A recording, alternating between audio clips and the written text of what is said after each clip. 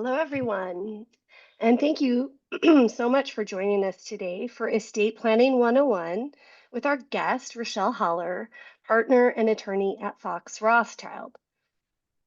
My name is Cindy Sherrick, and I'm Director of Gift Planning here at Seattle Foundation. And I'm joined by my colleague, Natalie Pond, our Gift Planning Advisor. We are so glad you are here.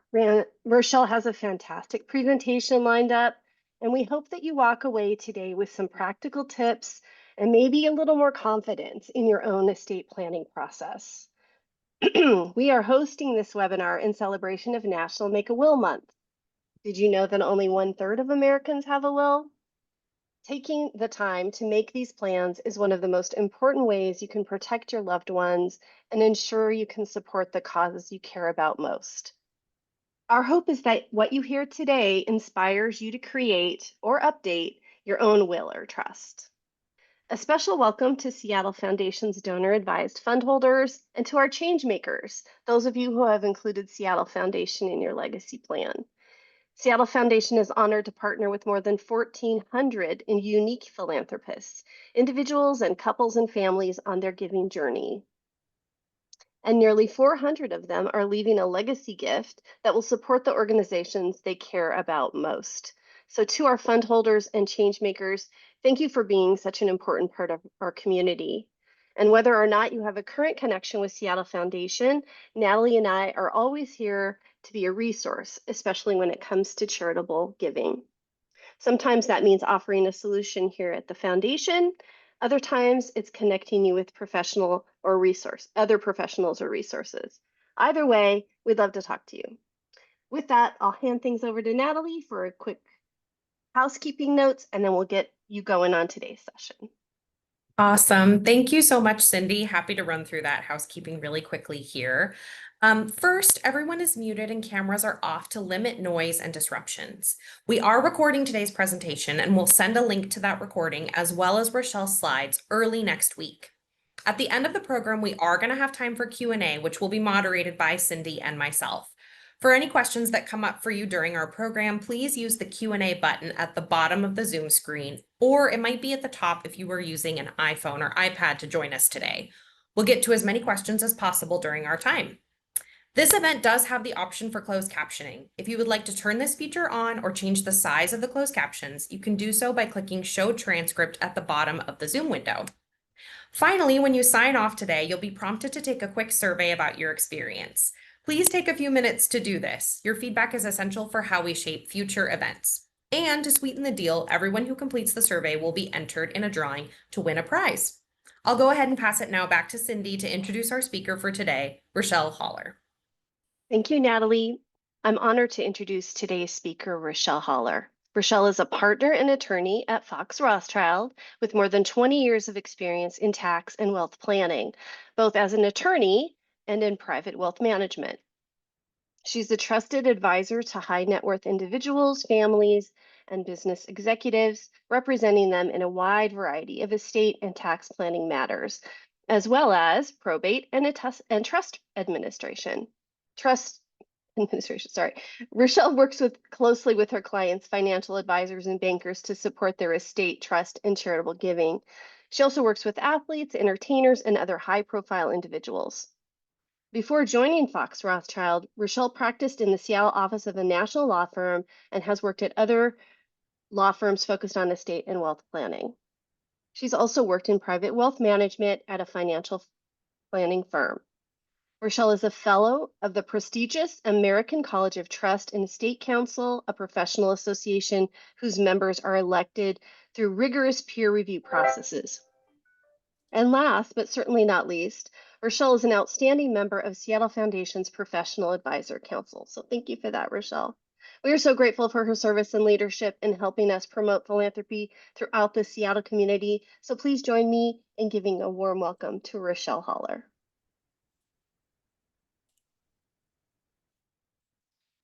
Hi, good afternoon, everybody. Am I visually and audibly joined? You look great. Oh, perfect. Okay. Well, let me bring up my slides to start.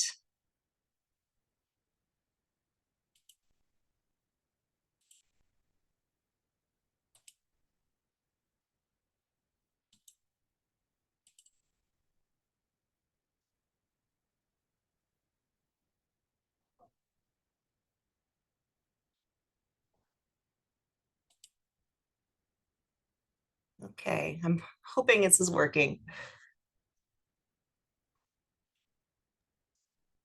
You just need to start your slideshow, Rochelle, and it looks Yep, good. I'm sorry. I am trying to get that going here.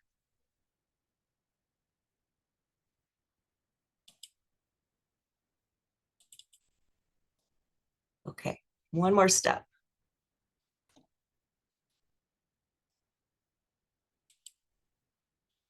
There we go. Sorry for the delay on that. Well, good afternoon, everyone, and thanks for all the attendees for attending today, and thanks to Cindy and Natalie for the honor of allowing me to present to you today. So I have been an estate planning and probate lawyer for over 20 years. When clients come in to speak with me about starting their estate planning, usually the first question is, do I need to have a revocable living trust? My advisors tell me that if I only have a will, that will cause me to go through probate, and probate is a nightmare. So what do I need? My answer to that question has changed over time. When I first started practicing, I was practicing in New York City, and my answer was usually 100% of the time, absolutely yes, you need a revocable trust. Probate in New York and some other states is a complete nightmare. But since coming back to Washington, my answer is usually maybe. And why is that? Well, that's the purpose of our discussion today. Today, I will start with a brief discussion on the basics of estate planning, and then walk you through what a will is and does, and then what a revocable living trust is and does. Then I will discuss the differences, advantages, and disadvantages of wills versus revocable living trusts. So, while there are many reasons for estate planning, like reducing or postponing the payment of estate tax, providing for a surviving spouse, or establishing a plan for any minor children, the main purpose is to plan for the settlement of your estate and the disposition of your assets in accordance with your wishes, and not what the state law would direct. Under what is called the laws of intestacy in Washington state, if you die without a will or revocable living trust, the law would direct how your assets would be distributed upon your death. Generally, in trying to determine who your heirs are, you would first look to a surviving spouse. If there is no surviving spouse, you look down to children. If there are no living children, you look to any grandchildren. If you run out of people doing that, taking those steps, you go back up the tree. Is there a living parent? If there is no living parent, are there living siblings? If there are no living siblings, you look to nieces and nephews, et cetera, until someone with a heartbeat is found. And that's usually when you hear the story of the long lost recluse uncle from Chicago. Lawyers reach out to you. Surprise, you're the heir of benefits of millions of dollars. Don't we all wish for that scenario? But that is what happens if you do not provide under a will or revocable trust, what is to happen to your assets. So how do you provide for the disposition of your property at death? The traditional method was through a last will and testament. So for the history buffs, what is a will? The concept of a last will and testament, an individual's written instructions for the distribution of property after death, has ancient origins. The earliest known examples date back thousands of years and provide insight into the legal and social practices of early civilizations. The oldest known will is from ancient Egypt, dating to around 2500 BC.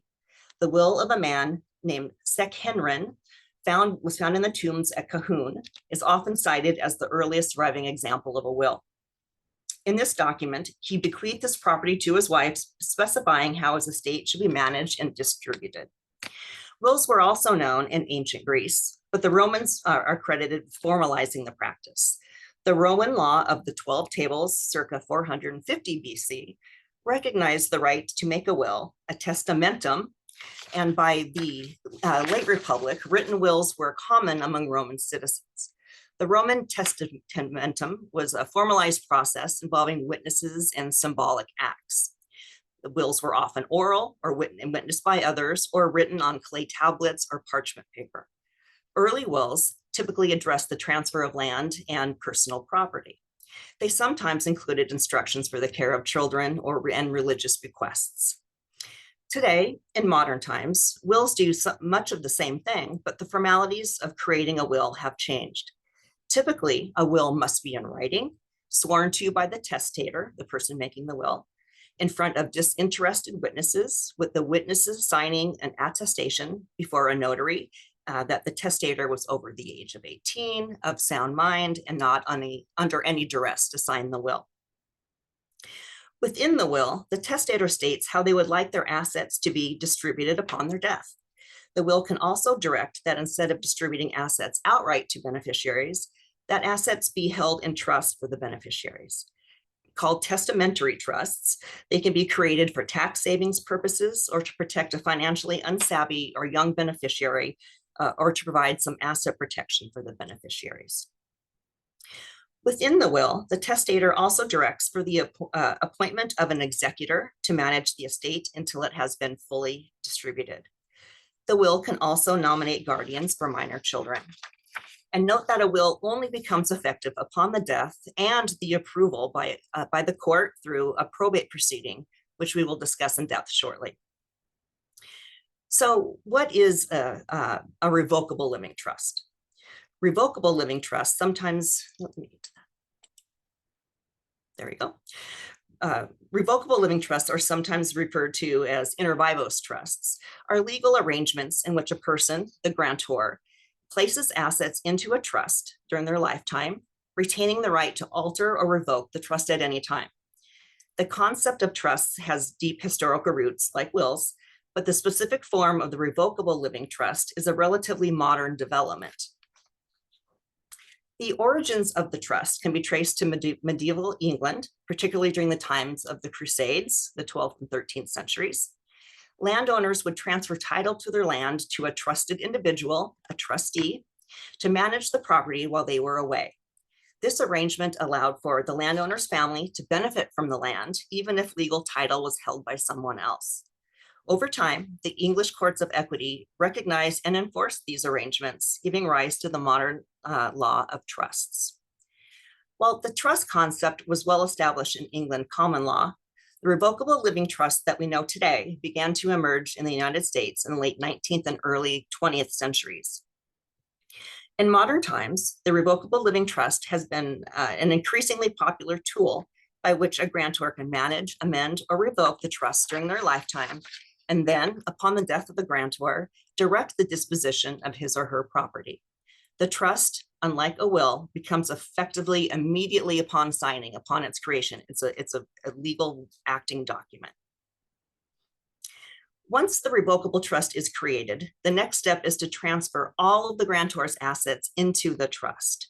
This is done by retitling all assets from the grantor to the trustee of the trust. In most cases, the trustee is the grantor, so I like to consider this a transferring from your left hand to your right hand scenario.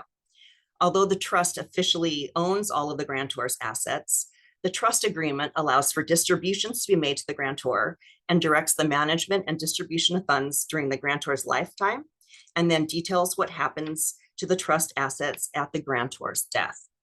In other words, during the lifetime of the grantor, as trustee, can use the trust funds in the same way he or she did before the creation of the revocable trust.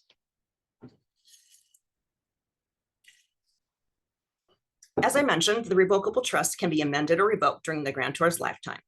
But upon the grantor's death, the trust becomes what we call irrevocable, meaning it is what it is and can no longer be changed. Within the trust agreement, the grantor would name a successor trustee. Typically, as I mentioned, the grantor appoints themselves as the initial trustee, but names a successor to act upon the grantor's incapacity or death. Like with a will, the successor trustee would follow the terms of the trust to distribute the grantor's property upon his or her death. So the disposition of property at death can be similarly directed by a will or a revocable living trust. There are some differences between a will and revocable trust. The main difference between a will and revocable living trust is a requirement for probate. A will must be probated by a court to be effective. A revocable living trust does not.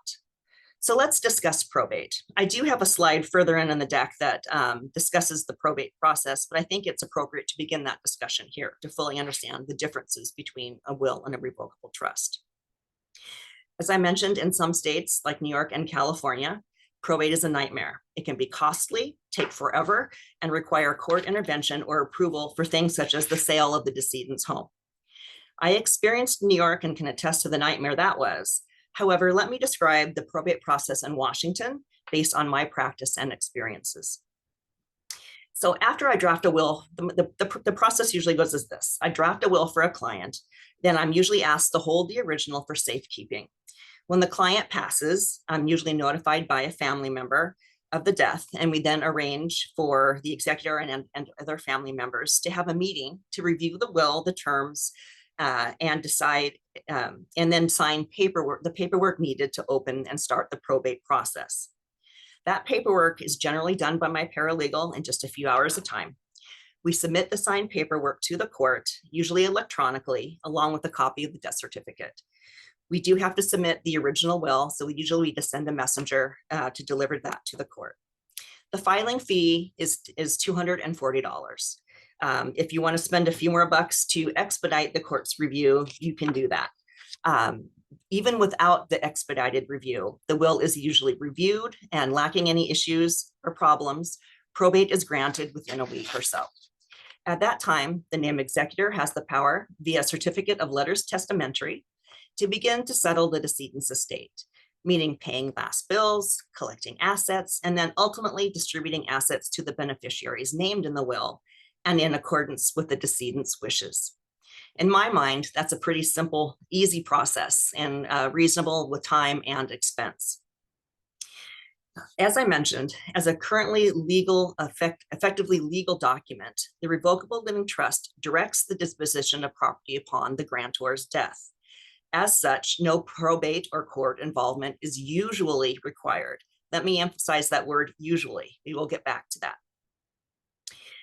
Another difference, and probably the most important to many people who decide to create a revocable trust other than probate, relates to privacy. Probate is a court supervised process, and as such, it is generally a matter of public record. This means that many documents filed with the court, including the will, inventories of assets, lists of debts, and distributions to beneficiaries, are ultimately accessible to the public. The public nature of probate can have several implications for the privacy of beneficiaries and family members. For example, asset disclosure. Probate filings can require a detailed inventory of the decedent's assets, including real estate, bank accounts, investments, business interests, and personal property. This information makes it possible for anyone to learn about the nature and value of the decedent's estate. Another is debt and liability information. Creditor claims and the estate debts can also be disclosed during the probate process, potentially revealing sensitive financial difficulties or obligations that the family members may prefer to keep private. Beneficiary identities and inheritances. The named beneficiaries and the amounts or types of property they receive are typically included in probate documents. This can expose family relationships, estrangements, and the existence of previously unknown heirs. The disclosure of this information can have unwanted consequences for family members. For example, unwanted solicitation. Because probate records are public, beneficiaries may be targeted by marketers, financial advisors, or even scam artists who monitor probate filings to identify individuals who have recently inherited assets. Family disputes and embarrassment. Details about family dynamics, disputes, or contested wills may become public knowledge, potentially causing embarrassment or fueling further conflict among family members. High-profile individuals or families with significant assets may attract media attention, leading to broader public scrutiny and loss of privacy.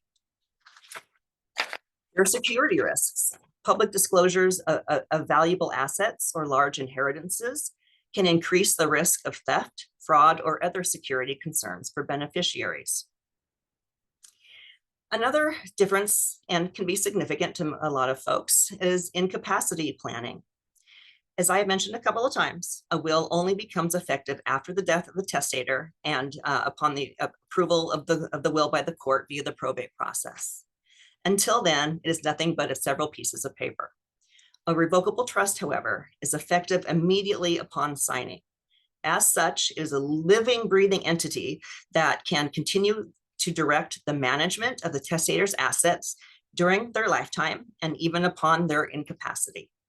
So say your mother sets up a revocable living trust for herself and manages it just fine as her own trustee until the time she feels she's having a hard time dealing with her personal finances. At that time, the named successor trustee, perhaps you as her child, can immediately step in and act in her place. No court involvement or guardianship proceeding would be necessary. Another differential deals with asset coverage. At death, a will directs the disposition of all of the decedent's assets titled in the decedent's name. A revocable trust only controls the assets actually transferred from the grantor to the trustee of the trust during their lifetime. More on this topic coming up. Now, to kind of summarize what I explained in my discussions of what a will and a revocable living trust is, let's review the advantages and disadvantages of wills versus revocable trusts. Let's start with the wills and looking at the advantages. Wills are generally easier and less expensive to create than revocable living trusts. The process of drafting a will is straightforward, especially for simple estates. Only a will can legally appoint guardians for minor children. This obviously is an essential for parents with young children. Also, if you are a beneficiary of a trust, say a grandparent had set up a trust for you, and the trust grants you what is called a power of appointment. That means that you have the ability to direct what happens to that trust upon your death, and there's still assets remaining in the trust. That power can generally only be exercised within a will. For individuals with uncomplicated estates, a will may be all that is needed to ensure that their wishes are carried out. Also, there is no need to retitle assets as is necessary to properly fund a revocable trust. Now let's look at a couple of disadvantages. Many people see the main disadvantage of the will is the requirement of probate, as we discussed.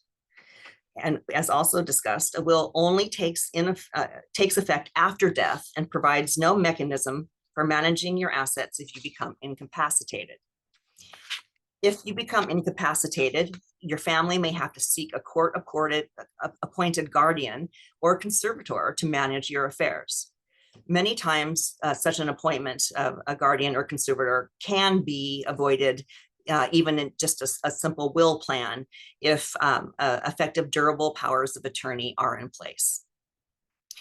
Another disadvantage is the lack of privacy. Because the probate process, the will and related information becomes public record.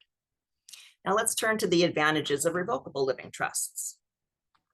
The main advantage, as we discussed, is avoidance of probate, potentially in multiple states. And this is a main point to point out. Say you reside in Washington State, but you have a vacation home on the Oregon coast. If you die only with the will, you would have a probate here in Washington, which would be understood. Before the home in Oregon could be transferred to your beneficiaries, a second probate would have to be started in Oregon, what we call an ancillary probate.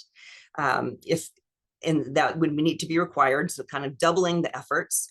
If the properties were transferred to a revocable trust in your lifetime, both probates could be avoided. So definitely one advantage, most of my clients, if they have out-of-state property, a revocable trust is a no-brainer. Another significant advantage of revocable trusts is that the administration of a trust is a private process. Again, maintaining privacy and lack of public record can be desirable to many people. A revocable trust can provide for the seamless management of your assets if you become incapacitated. The successor trustee can step in immediately to manage trust assets without court intervention. A revocable trust can also, at times, provide for faster distribution of assets, as there is no need to wait for court approval or to run any necessary notice requirements set by law. Now let's turn to the disadvantages of revocable living trusts. One disadvantage of revocable trust is that it typically involves more attorney's fees. It's more work, more upfront effort, and additional documents than just drafting a simple will. Another disadvantage is for the funding to be effective, assets must be transferred into the trust's name. which is called the funding of the trust. And I will discuss that in more detail in a couple of slides down the deck. Trusts may require ongoing management, such as updating asset titles, changing trustees, or amending trust terms as circumstances change. Finally, revocable trusts do not provide any estate tax advantage over a will, nor do they provide asset protection from creditors. This is a big misconception that I see all the time. Many of my clients come in thinking that that's not the case. There's asset protection, that there's more tax strategies that can be done versus a will, and that's just not the case.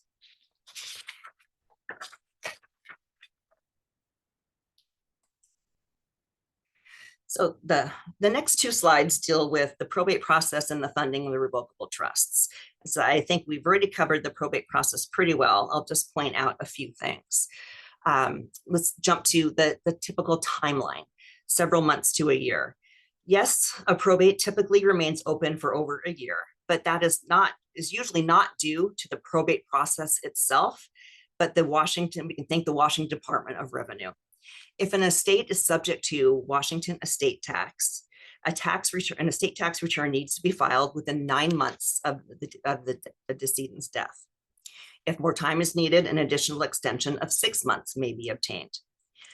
Once the return is filed, it is now, it started in COVID and is not improved. It can take the Department of Revenue up to a year and a half to even begin the review process of the estate tax return.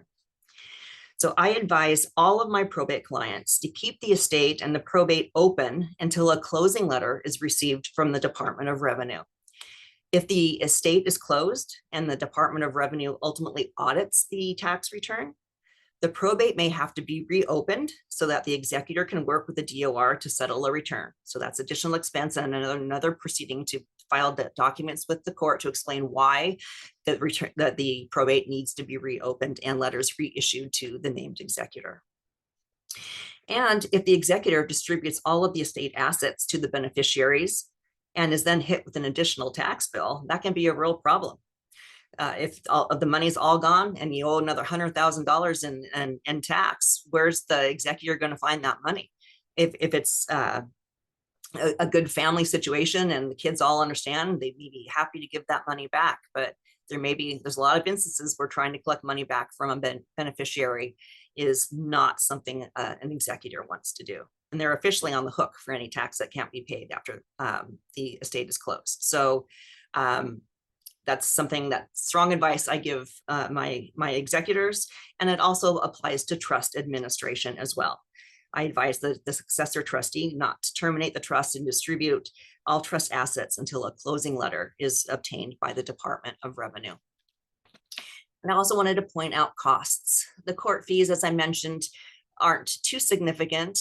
There are attorney fees in probating a will, but also there are attorney's fees and giving advice to a trustee in a trust administration process.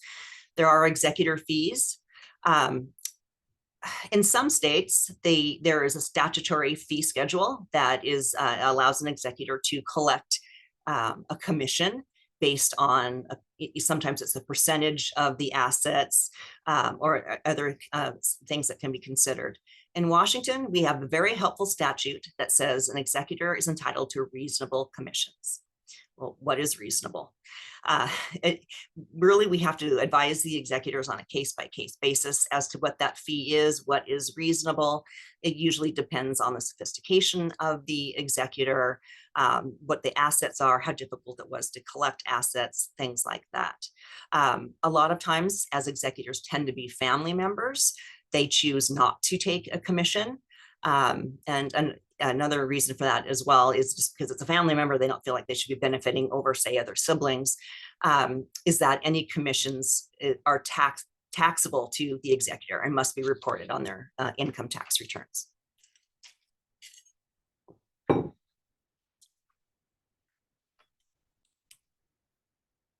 So to move on to discussing the funding of the trust, which I alluded to earlier.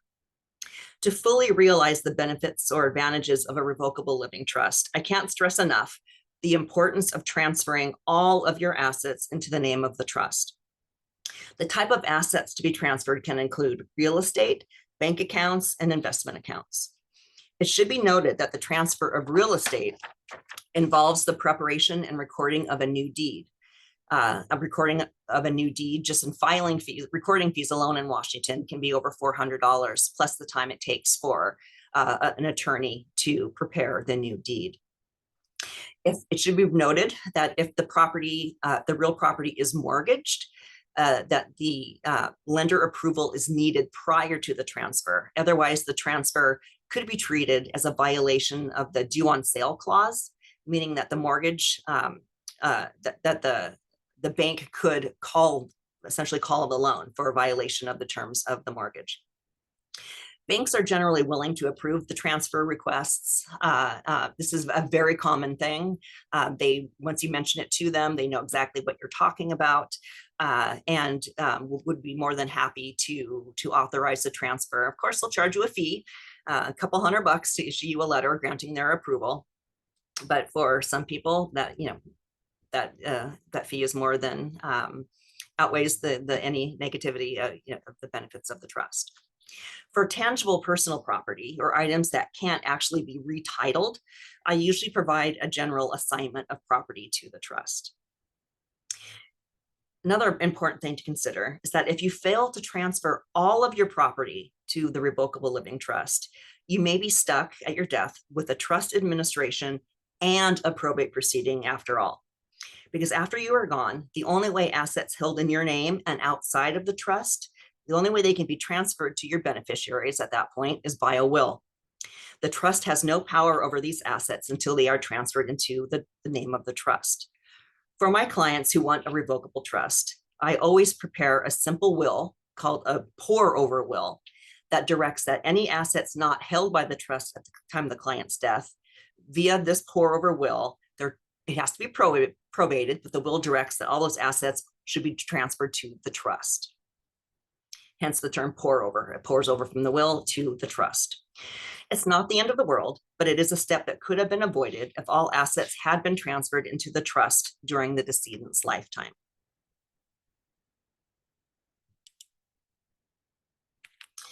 So this slide discusses when to use each tool.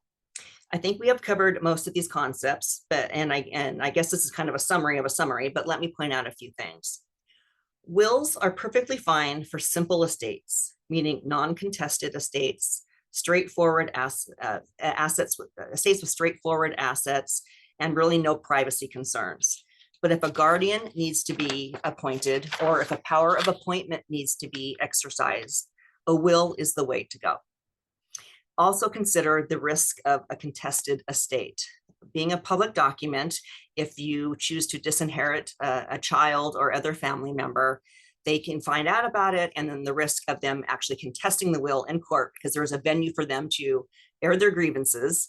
If there are any issues like that, the revocable trust might be a better way to go. Again, to continue on that, trusts are the best choices for those who are adamant about avoiding probate, have privacy concerns, would like to plan for incapacity, or have complex family situations. So I tend to speak fast when I present, and so I went through that probably quicker than I anticipated, but I want to conclude, so we definitely have some time for some questions. So to conclude, I just wanted to note that the decision to use a will or revocable living trust is determined upon several factors, including but not limited to individual circumstances, family dynamics, and personal preferences. All of these issues that should be carefully considered with the help of a qualified estate planning attorney. So that's what I have. Do we have questions? Great. Thank you so much. It is time for Q&A, and I just want to remind everyone to use the Q&A box at the bottom of your screen, and we'll get to as many as we can. Natalie is going to kick us off because we did receive some questions prior to today's event, and I'm going to let her start off. Yeah, absolutely. I'll go ahead and dive in. This question is not really about the like will trust distinction, but I think it is a question that's top of mind for a number of folks, at least, that we talk to in our work too. The question is this: I'm thinking about how much of my estate to leave to my kids. They have good jobs and are well established in their own right. What questions should I ask myself to help figure this out, or what advice might you give me? Oh, good question. Well, there's lots of things to consider. If the kids are okay, how about the grandkids? If there's grandkids, are there considerations to think about for them? And if they will be taken care of, properly or adequately or above adequacy, by their parents, then it might be a good time to start having charitable considerations. And that's something that can be started even early but when the parents are still there and have charitable inclinations, starting like reaching out to Cindy and Natalie, let's go to a donor advice fund and start a family sort of an entity where the parents can start in their lifetimes and as almost an honorarium pass on to their kids and give them something to sit down at Thanksgiving dinner and talk about. Who do we want to, benefit next year? It's a wonderful legacy. It's a wonderful thing to do if the kids aren't in dire need or if other family members aren't in need and you have a charitable inclination. Awesome. That's great. you. I appreciate that. We see that a lot in the work Yeah, that we do. It's very me cool too. to underline that. We do have a question. Let's see. The question is, can you address what happens to a spouse after death and his or her role in a will or trust? That's what the language of the question. I don't know if that makes sense. Does that land? Yeah, well, there's a lot to come of that. Yeah. It deals with especially community property, most, and we're in Washington. So it depends if you have a will or you do not. There's different rules as to how things are handled based on that. But if you die, say, without a will, again, the wife is entitled to half of all of the community property and some of the separate property, depending if there are kids or not. And if there's no named executor, if there's no will, there's no named executor, the surviving spouse has a right to serve as the first standing person to serve as the executor over any community property. So there are rights, but that's kind of it's a lot I can answer about that. So that might be kind of beyond the scope of what we can cover today, but a spouse does have rights. Again, and it just depends on whether or not a will or trust was left or if you're dealing with rules of intestacy. Okay, thank you. And Michael, if that didn't answer your question, you can put a clarifying question in the chat. We'll try to Yeah, there's something more specific. Yeah. Rick is asking, how are estate taxes assessed and paid for the assets in a living trust? The same way as if they would pass under a will. There's no difference. A revocable trust is basically a will substitute. It's just a different way of passing your assets at your death. So again, just like with the will, if you die in the state of Washington, your assets are valued as of the date of death. If your assets are over $3 million, you are subject to Washington estate tax and the requirement of filing a return. If you leave everything to a surviving spouse, it's what's called the marital deduction. The DOR is not going to come after you with the first of you to die. That'd be mean. That'd be mean to assess tax when there's a surviving spouse that needs to be taken care of for possibly many, many years. They circle back at the death of the surviving spouse. So that is when usually there's tax incurred. If you die within a state of more than $3 million, then Washington's going to get their piece. Yeah, we are now at $13.99 million federally and $15 million at the start of next year. So a lot of people are outside of the federal realm, but that's the federal, the IRS would again do the same sort of process if you have assets over $15 million starting January 1. Thank you. I think that answers it. Yeah, I think that's great. We have another question. Well, this sort of goes back to something you said in the presentation already, but the request is, would you please describe the pour over will again, what it does in relation to the trust? Sure. So if we had a full-blown will, the will would direct everything. Again, not effective upon death, but upon your death, it directs where all your assets go. If people choose a revocable trust, they intend to do that within the revocable trust and not a will, to have the trust fully designate, during their lifetime and at death where assets go. If you do not put all of your assets, say you come to me, we do a revocable trust, we put your home in the trust, we put all of your assets, I send you away thinking everything's fine. 10 years later, you buy another house. Say that we'll go back to the Oregon vacation house. You buy another piece of property. You don't come back to me. So now you die, you have all of your assets in a trust, everything tidy, you've probate avoided, but to transfer that vacation house that's not in the name of the trust, you're going to have to probate a will or go through an intestate if you don't have a will, to have an executor appointed to be authorized to sign a new deed, transferring that house to the estate or the beneficiary or whatever.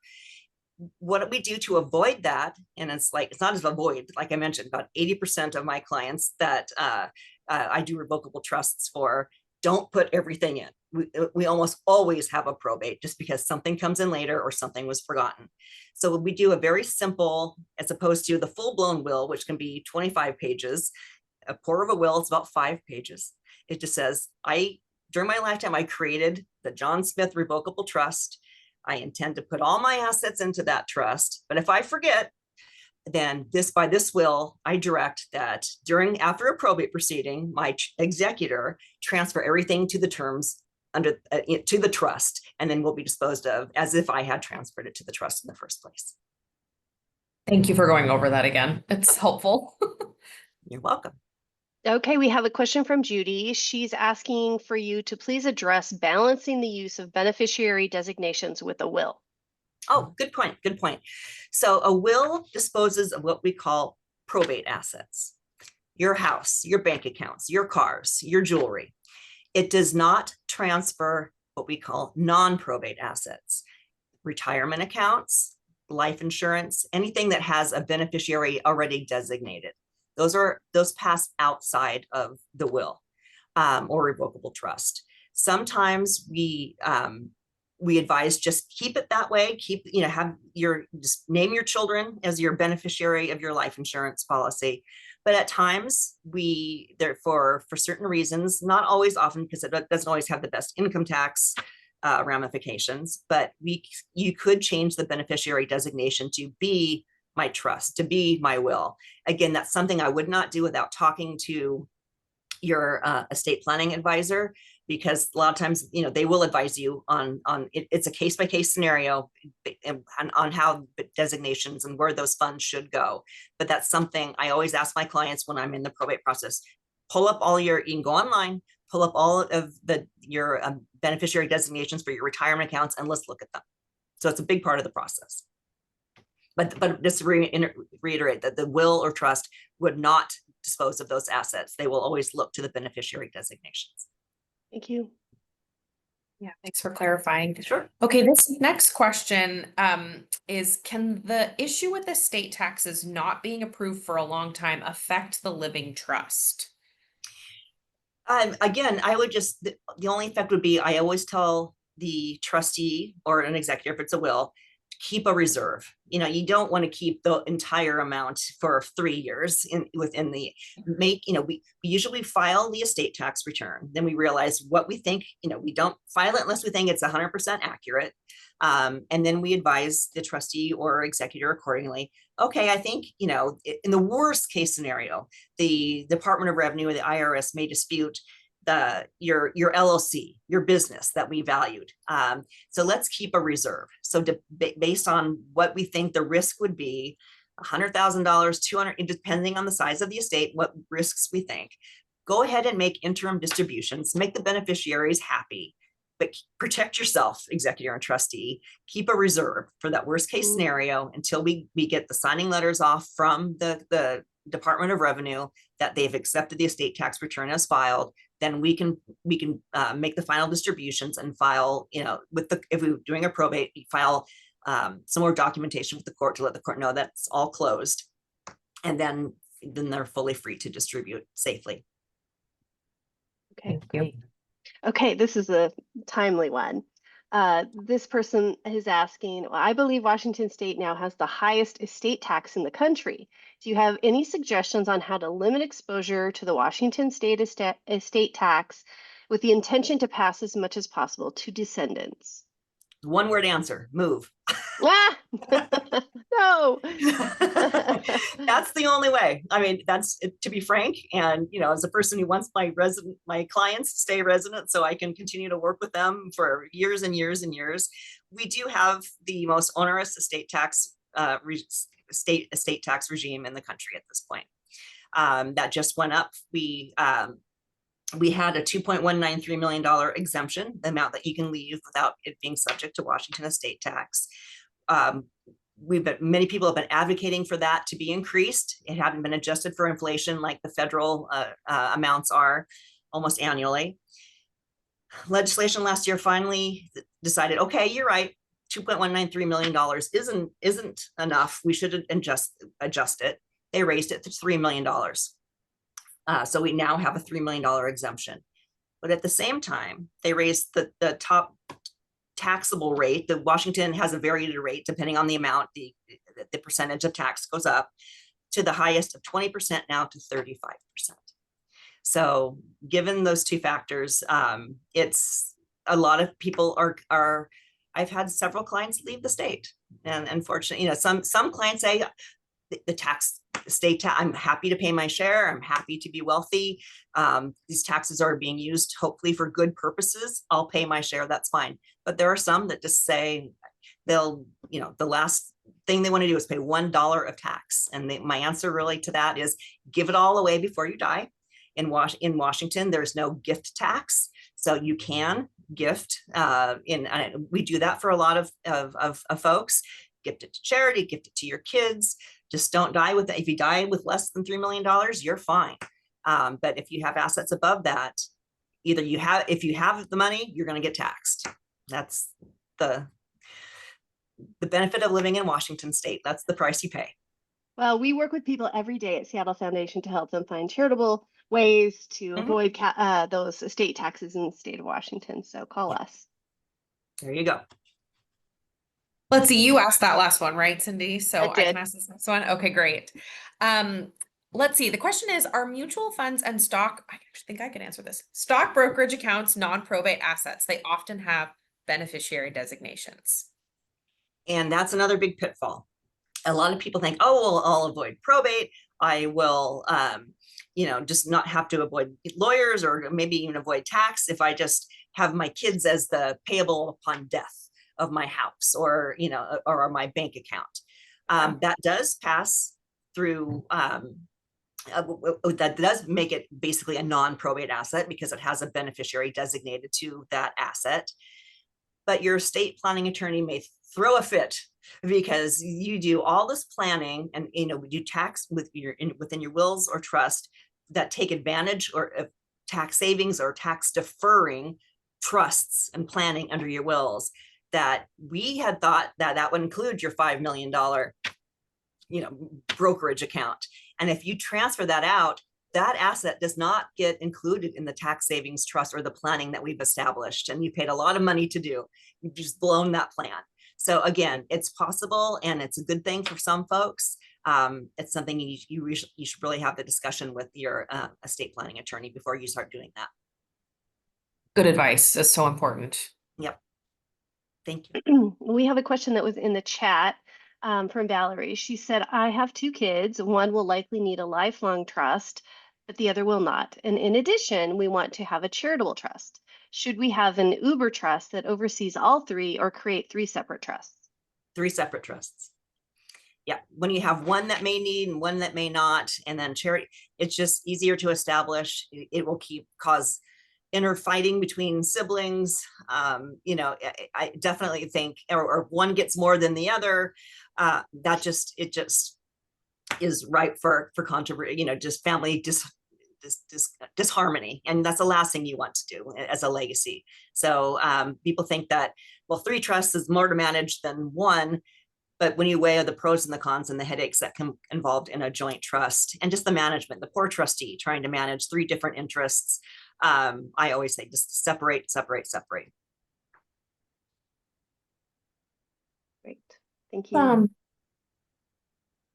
Natalie, did you have some more questions from before the that were sent in advance? We just got 2 new ones in the Lots Q&A of box questions. Oh, great. too, so I can do either one. Okay, this is a clarifying question, I think, from something we talked about earlier. Assets donated to charities in your will or living trust aren't subject to estate taxes. Correct. Correct. Yes. The charitable deduction, much like the marital deduction, Yep. it's a benefit to make. Mhm. If you know that you are going to have a taxable estate, and you know pretty much what the number is going to be. A lot of people say, I'm not paying tax. I much more benefit X charity or my donor advised fund than have it go directly to the government. It comes Yep. off the top, right? Mhm. And if you need help with any of those things, Cindy and I You know who to call. we're happy to help. I'll go ahead and just ask this next question too, that just came in. Considering the 2/3 of people who do not have professionally drafted estate planning documents, what are a few of your go-to talking points to help people understand why they would benefit from taking action to get these in place? Kids. Do you know, if you have kids, having a guardian appointed definitely is important. And say, you have minor children. If you don't have a will, they could get their hands on what you have when they turn 18. If you have some savviness, they agree, you can protect it a little bit under Uniform Transfers of Minors Act until age 25. But if you don't set something up, trusts for them, they could have money at 18. And I don't know, my child at 18 is not ready for that. Most aren't. Even the best, even if a child has a great financial savvy already and good head on their shoulders, there are people out there that are not good people. So they're subject to predators of financial and other kinds. So if you want to protect your children, you can establish trusts in wills to be either until they're 25 or 30 or for their lifetime, depending on what they think the situation, what the current age of the child is. If you have an 18-year-old, you kind of know where they're going. If you have an infant, obviously I always draft conservative and say, let's just keep it for their lifetime now and have a good trustee. The money's there for their benefit. Just having inner fighting, or not having, if you don't have a will, who's going to receive it? If you don't have parents, but you have a sibling who you haven't spoken to in 20 years, they would inherit if you don't have a will. So you need to direct who you want your assets to go to. So those are the first 2 things. And estate tax planning. If you don't have a will, even if you're married, at the first spouse to die, there's things that we can do to shelter that $3 million of Washington estate tax to get it out of the taxable estate. If you don't have the ability to fund that trust, if you don't have a will, you don't. That second spouse is going to be taxed on an extra $3 million that they would have been able to transfer out. So I could go on and on and on. Many reasons why you should have a will. Yeah. Do you want me to ask this next one, Cindy? Can you refuse to accept assets from a will? Like given to you, I guess. Yes. And either you just don't want it for some reason. And a lot of times we do that for planning purposes. If you get back to the question where you leave $5 million to your child, and your child already has $20 million of their own, and they realize, I don't need this, I don't want it. So it's called a disclaimer. So within 9 months before the estate tax return has to be filed, any beneficiary can I disclaim it, I don't want it. And then it acts as if they predeceased. So, and that's, most likely go to their child is probably the way that most wills are drafted. I leave everything to my kids, if they survive me, if not, to their children. So yes, if you refuse, then that's the way the will would be read as if you, or the assets that you're disclaiming would be treated as if you had predeceased. I think maybe where we can wrap, because I think we've got all our live questions. We had one more question from before. It's kind of a juicy one, so maybe it's a good place to end. The question is, I'm passionate about supporting local nonprofits, but many of the organizations I support are currently undergoing dramatic changes given cuts to federal funds and national and global instability. I want to include these organizations in my plans, but I have concerns. How can I still incorporate giving back in my plans without having to make repeated changes? Or what should I give to that would still preserve caring for the little guy, in quotes, which is important to me? Maybe, I don't know, Cindy, if you have thoughts on this too. Well, obviously the obvious answer for me is the use of a donor advised fund, where Yeah. you can just have a mission statement saying these are the type of entities I want, or charities that I want to take care of, but not specifically naming and locking in to a set charitable entity. It just allows, you know, either your family members or someone who you designate to after your death to manage that and continue giving, you know, continuing your legacy in a manner that you would have directed if you were here. Easy answer. Yeah. Yeah, I think that's great. I don't know, Cindy, I don't want to put you on the spot. I don't know if you have any other thoughts too. No, well, on this. I was Since just it's so thinking in addition to a donor timely. advised fund, there's also an area of interest funds that Seattle Foundation hosts for a lot of people in a legacy plan. And then in that case, you could say, you know, you wanted it to go to small nonprofits in the arts or in, you know, animal welfare or whatever. And then leave it to Seattle Foundation to be making those discretionary grants on an annual basis. Yeah, Exactly. that's a good suggestion too. Well, gosh, y'all, thank you so much for all of the incredible questions. We really got into a lot of different topics here. Yeah, And I want to say also a very, very special thank you to Rochelle for taking us through, again, taking some very complicated information and I feel like really distilling it down in a super accessible way. So thank you very much. A quick reminder for folks as you're getting ready to log off the call, when you close the Zoom window, you will get prompted to take that survey immediately. Please do that. It helps us tremendously. And then you also get entered in to win a fun prize. So do that. Thank you again, everyone, so much for being here, and we'll see you next time. Thank Thank you. you.